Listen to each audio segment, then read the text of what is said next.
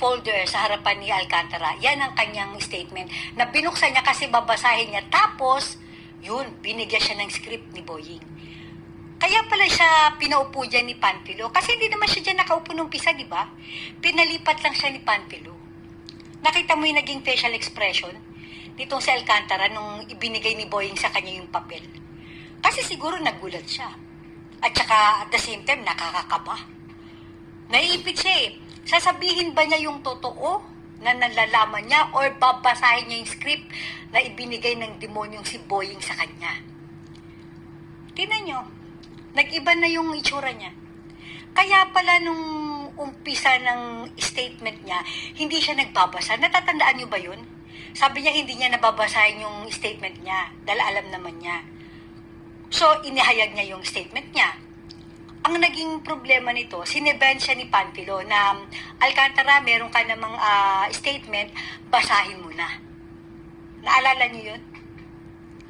Kaya pala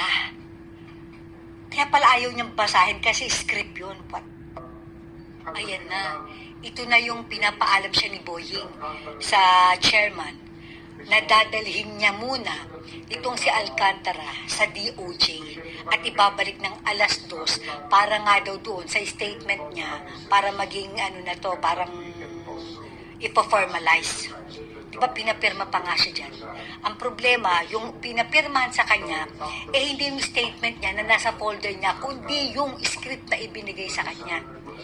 Kaya pala ganyan na lang kung kabahan itong si Alcantara. Hindi kasi natin nakikita, di ba? Sa TV kasi, sa harap lang ang nakikita natin. Hindi natin alam na merong ganyang pangyayari pala sa likuran nito. Tingnan niyo si Alcantara, kaya pala takot na takot. Meron palang nangyayaring anomalya. May kababalaghan palang ginawa na naman itong demonyong si Boying na ito. Ayan, no? Siyempre, kinakabahan siya para sa buhay niya. Hindi niya alam kung ano magiging kapalaran niya. Diba? Magkakasabwat.